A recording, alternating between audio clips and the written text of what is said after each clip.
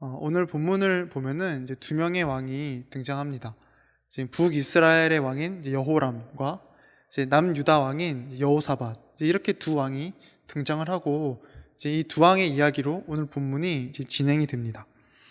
근데 우리가 오늘 본문을 보기 전에 간단히 이 두 왕에 대해서 먼저 설명을 하면은, 이제 북이스라엘 왕인 이제 여호람 왕은 이제 어떤 왕이었냐면, 이제 오늘 본문 3절 말씀을 보면은, 본문 3절 말씀을 보면은 3절 제가 한번 읽어보겠습니다. 그러나 그가 느밧의 아들 여로보암이 이스라엘에게 범하게 한 그 죄를 따라 행하고 떠나지 아니하였더라 라고 합니다. 그러니까 이제 북이스라엘 왕인 이제 여호람 왕은 이제 하나님께서 보시기에 아주 악한 왕이라는 것이죠. 죄를 따라 행하고 그 죄를 떠나지 아니한 악한 왕이 이제 북이스라엘 왕입니다. 그리고 이제 남유다 왕이 이제 여호사밧이 나오는데요. 이 여호사밧 왕은 어떤 왕이었냐면, 열왕기상 22장 말씀을 보시면은, 우리 한번 43절 말씀만 같이 읽어보겠습니다. 여호사밧이 그의 아버지 아사의 모든 길로 행하며 돌이키지 아니하고 여호와 앞에서 정직하게 행하였으나 산당은 폐하지 아니하였으므로 백성이 아직도 산당에서 제사를 드리며 분향하였더라. 산당을 폐하지는 않았지만 이제 하나님께서 보시기에는 그래도 정직하게 행했다, 이렇게 말을 합니다. 그러니까 하나님께서 보시기에 이제 선한 왕인 것이죠. 그러니까 지금 북이스라엘 왕인 여호람 왕은 이제 악한 왕이고, 이제 남유다 왕인 이제 여호사밧 왕은 이제 선한 왕입니다. 이 악한 왕과 선한 왕이 나오는데, 이 북이스라엘과 남유다의 관계는 어떠했냐면은, 44절 말씀에 더불어 화평했다, 이렇게 나옵니다. 그러니까 이제 북이스라엘과 남유다는 이제 서로 화평했다, 이렇게 나오죠. 이러한 지금 배경을 안고 우리 오늘 본문으로 다시 돌아오면은, 오늘 본문의 이제 열왕기하 3장 말씀은 이제 모압이라는 나라의 배신으로 본문이 시작을 합니다. 그 모압이라는 나라는 어떤 나라였냐면, 이제 북이스라엘의 속국이었습니다. 북이스라엘에 이제 속해 있는 이제 나라였는데, 이제 그 모압 땅이, 이제 모압 왕이 이제 북이스라엘을 배반한 것입니다. 이게 모압 왕이 북이스라엘을 배반하니 이제 당연히 어떻게 되냐면은, 이제 북이스라엘이 전쟁을 일으킵니다.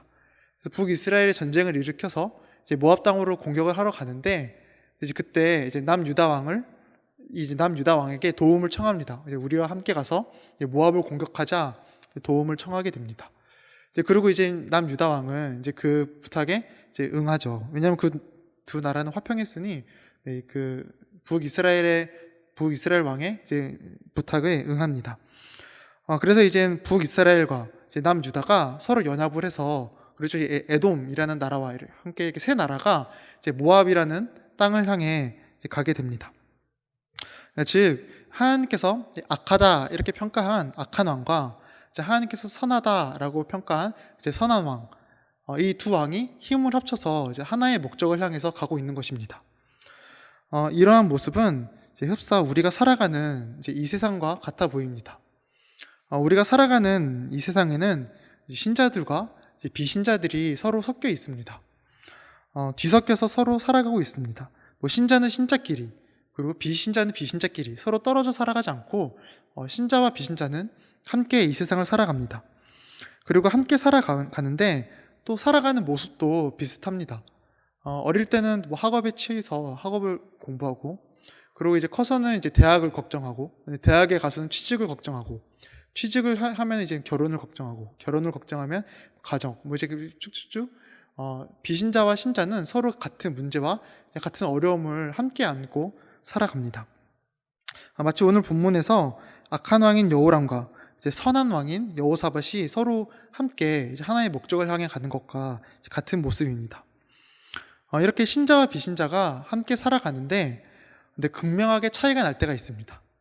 신자와 비신자가 서로 판이하게 다르게 차이가 날 때가 있는데, 이제 바로 시련이 다가올 때 그렇습니다. 우리 한번 9절 말씀을 한번 같이 보겠습니다. 9절 말씀을 한번 같이 읽겠습니다. 이스라엘 왕과 유다 왕과 에돔 왕이 가더니 길을 둘러간 지 7일에 군사와 따라가는 가축을 먹일 물이 없는지라. 이스라엘과 유다, 그러니까 이 두 나라가 이제 모압 땅을 향해서 이제 진군을 하는데, 7일째 되던 날에 이제 먹을 물이 없는 겁니다. 이제 가축이 먹는 물은 고사하고 이제 군사가 먹을 물조차 없는 것입니다. 시련이 찾아온 것이죠. 악한 왕과 선한 왕에게 동일하게 시련이 찾아왔습니다.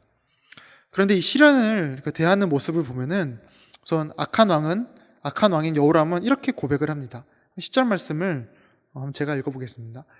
이스라엘 왕이 이르되 슬프다 여호와께서 이 세 왕을 불러 모아 모압의 손에 넘기려 하신도다, 이렇게 말을 합니다. 그러니까 쉽게 말해서 하나님이 우리를 죽이려 한다, 이렇게 말을 하는 것이죠. 하나님을 원망하고 하나님께 책임을 전가하고 그 상황을 비관하고 있습니다. 절망에 빠져 있는 것입니다. 근데 이와는 반대로 11절 말씀을 한번 보시면은 남유다의 선한 왕은 이렇게 고백을 합니다. 제가 한번 읽어보겠습니다. 여호사밧이 이르되 우리가 여호와께 물을 만한 여호와의 선지자가 여기 없느냐, 이렇게 말을 합니다. 그러니까 시련이 닥쳐오자 즉각 무엇을 하냐면 하나님의 뜻을 구하려고 합니다. 하나님의 뜻을 구하기 위해 선지자를 찾고 있습니다. 시련 가운데 악한 왕은 절망을 하고 선한 왕은 하나님의 뜻을 구하는 것이죠. 이렇듯 우리가 세상 속에서 신자와 비신자가 함께 살아가지만 시련을 대할 때 그 살아내는 고백이 다릅니다. 비신자들의 태도는 어떠하냐면은 우리가 10절에서 봤듯이 우선 절망을 합니다. 우선 절망을 하고, 그리고 이제 그 악한 왕이 하나님이 우리를 죽이려고 한다, 이렇게 말을 한 것은 단순히 절망을 했다라는 표현이 아닙니다. 하나님이 이곳으로 불러 모아 이제 모압 왕에게 우리를 죽이려 한다, 이렇게 말을 한 것은 어떤 의미가 담겨 있냐면 시련 가운데, 고난 가운데 그 악한 왕은 하나님을 대적했다라는 말입니다. 그 악한 왕은 시련이 닥쳐오자 더욱더 하나님과 멀어졌다라는 의미입니다.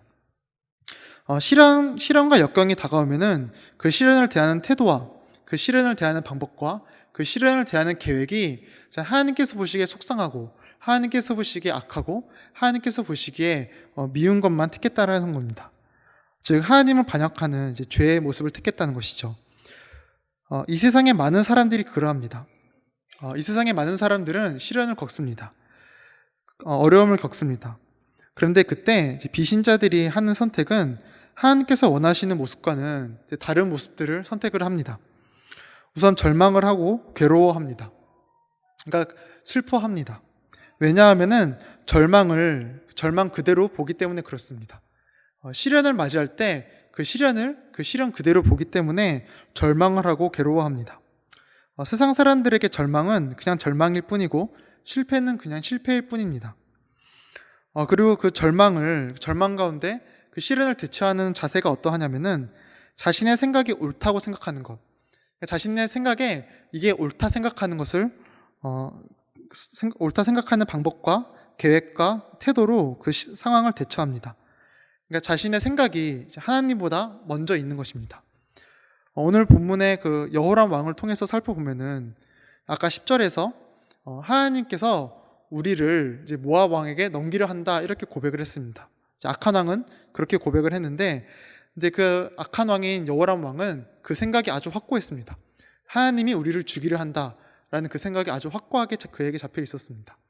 그래서 나중에 이스라엘 왕과 이제 남유다 왕이 선지자 엘리사 앞에 서게 되는데, 그 선지자 엘리사 앞에서도 어떻게 고백을 하냐면은 우리 13절 말씀 한번 같이 보면요. 13절의 그 빨간 부분만 보면은 여호와께서 이 세 왕을 불러 모아 모압의 손에 넘기려 한다, 이렇게 말을 합니다. 그러니까 아까 10절에서 시련이 닥쳐올 때 여호와께서 이 세 왕을 불러 모아 모압의 손에 넘기려 한다, 이렇게 말을 했는데 선지자 엘리사 앞에 섰는데도 동일하게 그 고백을 하고 있는 겁니다. 하나님께서 우리를 죽이려 한다라는 고백이 그에게 잡혀 있었습니다. 여호람 왕에게 이 생각은 아주 확고하게 잡혀 있어서 시련이 닥쳐올 때 하나님의 뜻은 그에게 중요하지 않았습니다. 그에게 중요한 것은 자신의 생각이었습니다.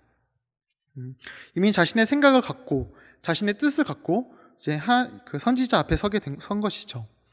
그와는 다르게 선하다라고 평가받는 이제 여호사밧 왕은 어떻게 했냐면은 하나님의 뜻을 구하기 힘썼습니다.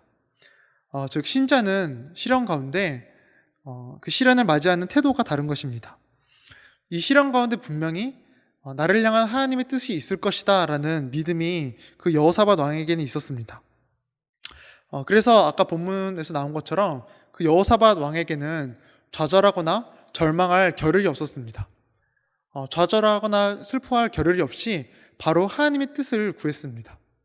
왜냐하면 그에게는 바로 이 시간에 하나님께서 나를 향한 뜻이 있을 것이다 라는 확고한 믿음이 있었기 때문에 그렇습니다.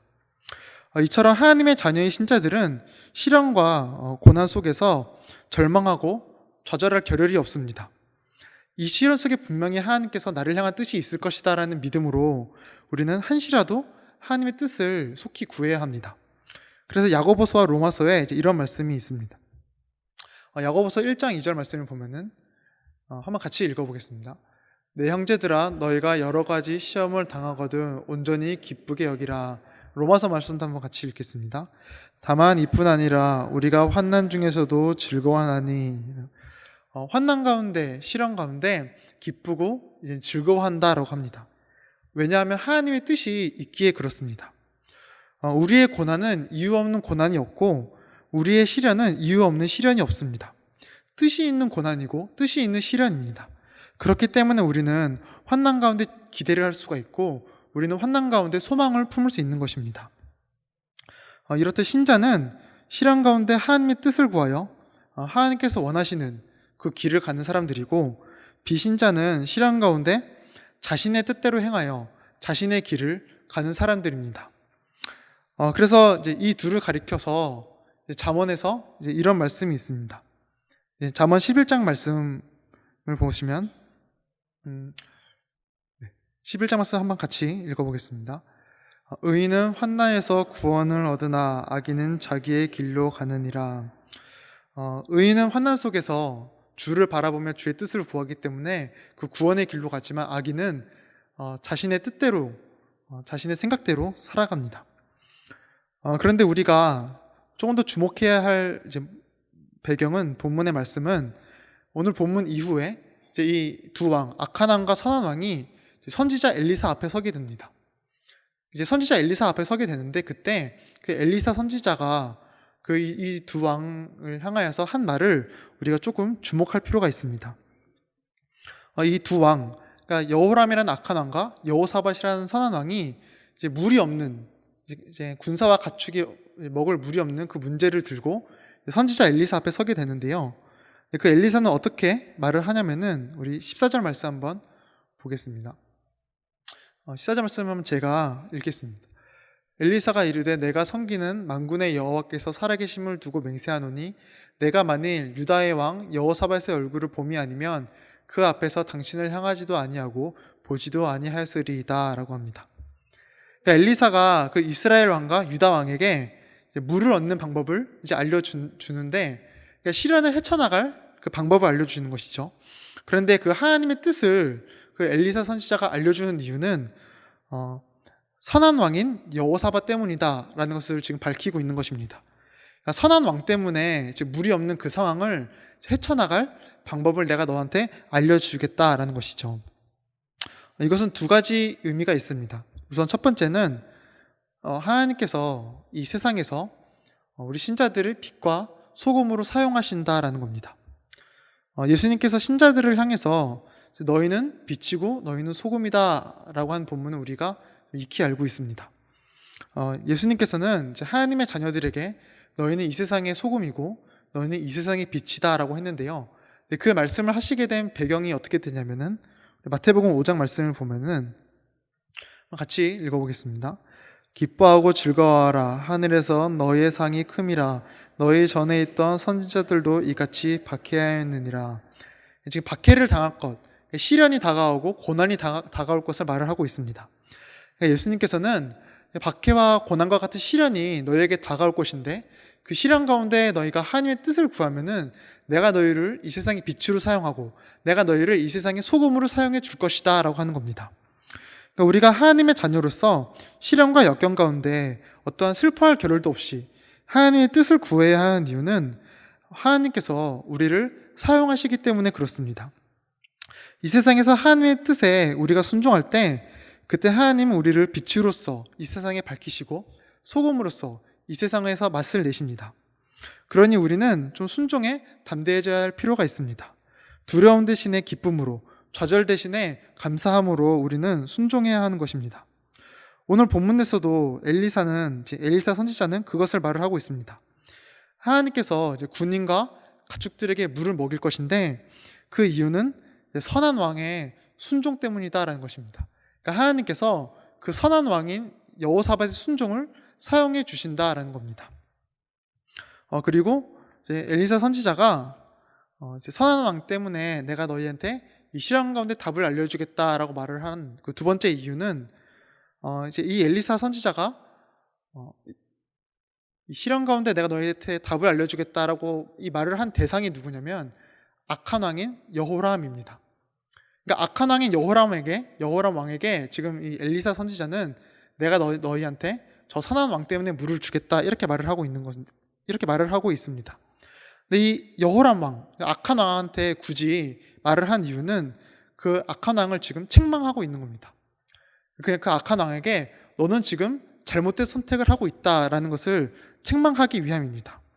그러니까 하나님의 뜻을 구하지 않고 있는 그 여호람 왕에게 하나님의 뜻을 구하고 있는 그 여호사밧 왕이 지금 하나님의 뜻을 구하는, 시련 가운데 하나님의 뜻을 구하는 것이 옳은 방법이고, 시련 가운데 하나님의 뜻을 구하는 것이 시련을 대하는 합당한 방법이다라는 것을 지금 말을 하고, 그 여호람 왕에게 너는 지금 잘못된 것을 택하고 있다라는 책망을 하기 위함입니다.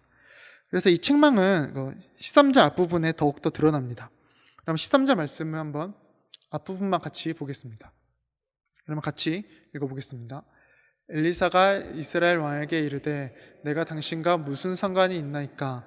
당신의 부친의 선지자들과 당신의 모친의 선지자들에게로 가소서 하니.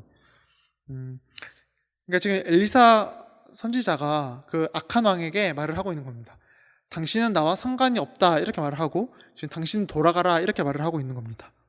하나님께서 가축과 군인들에게 물을 먹을 수 있는 그 방법을 알려주는 이유는 하나님의 뜻을 구하는 그 여호사밧 때문이지, 악한 왕 여호람 너는 지금 잘못된 것을 택하고 있다라는 것을 책망하고 있는 겁니다. 즉 신자가 하나님의 뜻을 구하는 삶은 힘들고 조금은 미련해 보이고 초라해 보입니다. 하지만 결국에 예수 그리스도 앞에 서게 될 때 하나님의 뜻을 구한 신자는 칭찬을 받게 될 것이고, 자신의 뜻대로 살아가는 세상의 사람들은 책망을 받게 될 것이다라는 겁니다. 우리는 이 세상에서 하나님의 뜻을 구하는 삶을 살아내야 합니다. 그것이 옳은 길이기 때문이고, 또한 우리는 하나님께 칭찬받기 원하는 사람들이기 때문입니다. 갓난아이는 엄마에게 칭찬받고 싶어서 이렇게 이쁜 짓을 하죠. 근데 이와 같이 우리는 하나님께 칭찬받고 싶어서 우리는 좀 안달이 난 그런 사람들이어야 합니다. 세상은 시련 가운데 자신의 지혜와 자신의 노력으로 그 시련을 극복하려고 합니다. 그리고 그 시련을 극복해내면은 이 세상의 사람들은 그 사람을 칭찬해 줍니다. 그리고 그 사람은 그 자신의 방법을 자신의 의로 여기고 자신의 자랑으로 삼습니다. 그러나 우리 크리스찬들은 하나님께 칭찬받기 원하는 사람이어야 합니다. 그래서 시련 가운데 하나님의 뜻을 구하는 겁니다. 그리고 하나님께로부터 오는 칭찬은 조금 독특합니다. 세상은 자신의 방법대로 그 시련을 극복해낼 때 그 방법을 칭찬하지만, 하나님은 우리가 자신의 뜻대로 행했다면은 그 시련의 결과는 아무런 상관도 없이 우리를 칭찬해 주십니다. 그러니까 하나님의 뜻대로 행했다면은 그 사람은 그 인생에서 어떠한 결과를 맞이하든 아무런 상관도 없이 하나님의 칭찬이 예비되어 있는 사람인 것입니다. 그러니 우리는 안심하고 좀 마음 내려놓고 하나님의 뜻을 선택하면 됩니다. 제가 가끔 이렇게 어머니랑 영화를 보러 갑니다. 영화를 보러 가는데 저는 좀 마음이 급하기도 해서 항상 그 시작하기 10분 전에 극장에 가 있어야 됩니다.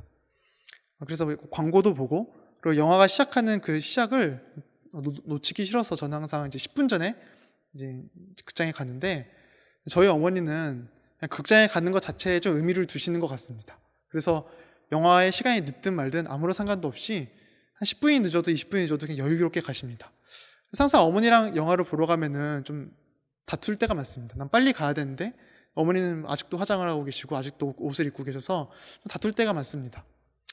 그래서 제 마음 항상 조급해 있는데, 근데 그러다가 제 마음이 좀 조급해지지 않고 편안하고 어머니가 아무리 늦어도 좀 그냥 안심하고 있을 때가 있습니다. 그게 언제냐면 제가 한번 본 영화를 이제 엄마랑 같이 보러 갈 때입니다.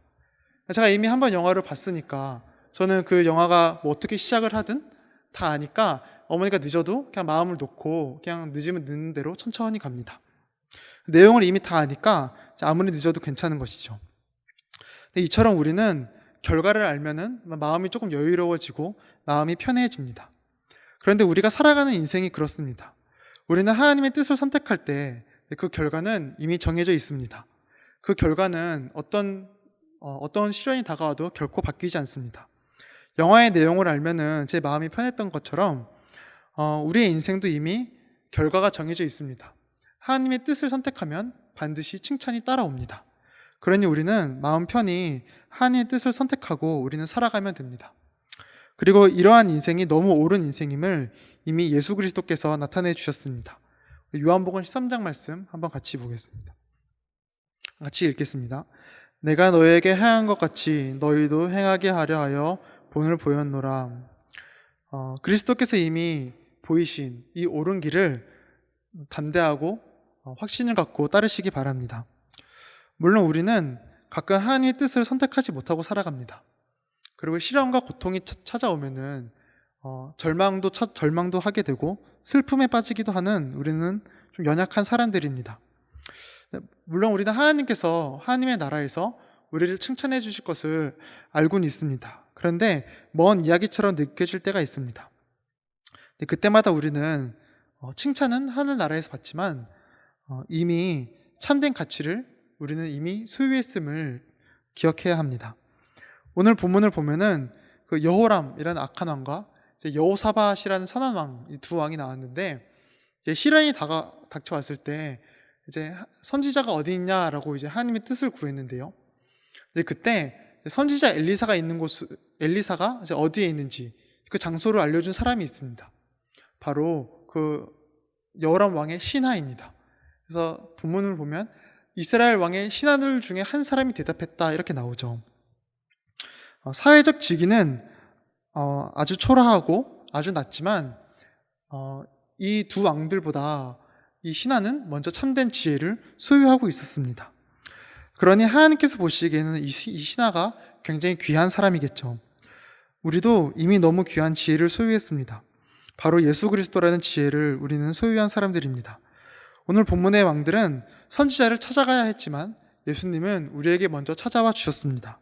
그 참 지혜를 우리는 이미 소유했음을 기억하시면서 이 어렵고 이 힘든 인생 하나님의 뜻을 담대히 선택하시는 저와 우리 성도님들 되기 바라겠습니다. 같이 기도하겠습니다.